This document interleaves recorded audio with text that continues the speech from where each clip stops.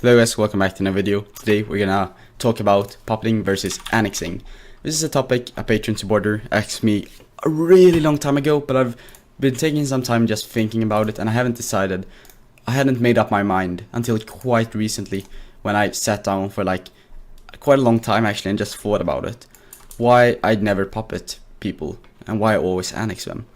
And there's no real reason, because when I thought about it, the more I thought about it, the more I realized how strong it is to actually just puppet.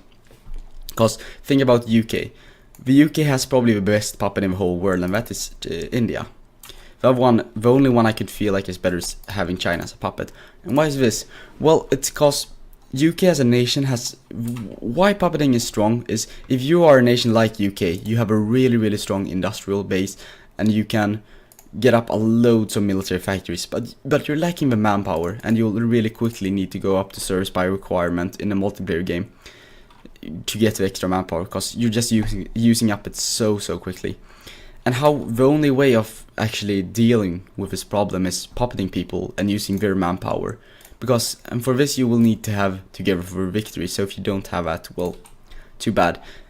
And I actually don't like Together for Victory as a DLC, because it didn't really add anything. It nerfed allies. I thought it would buff allies, and it really nerfed them, just because China lost 69% of their manpower and 20% from this guy. Yeah, so it's really bad.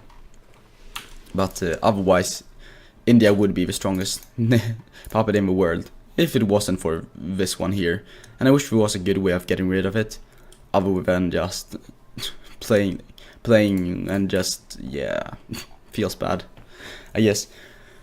So about puppeting, why this is important is because you produce units with basically 90% or something it is of your puppets, what's it called, manpower, and you're using your industrial base. So you can just do this and you can spam out tons of this unit. It will cost you also some, so it's not only going to be their stuff.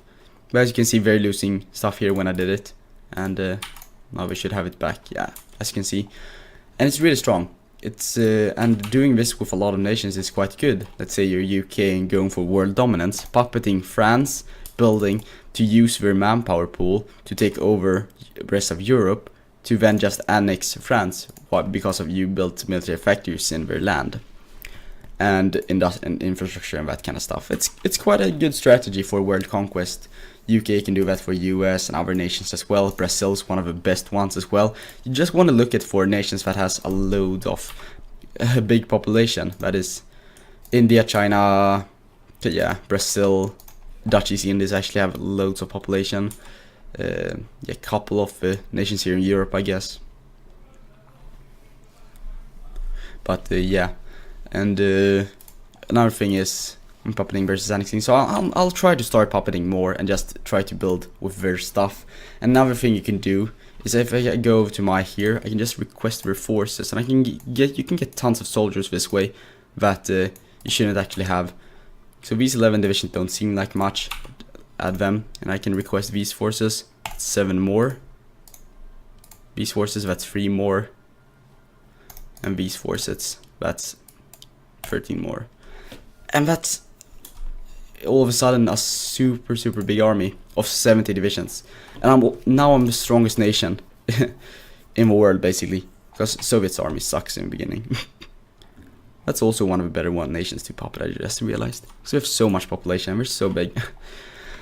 Oh well, it's some other stuff. Why you want to annex though? That's the argument for puppeting, okay? The argument for annexing a nation, it's easier to manage. It's a lot easier to just annex, get half of their industry, whatever it is, and units, and like 1% of their manpower, and then 1% of that or something it is that. It's really small.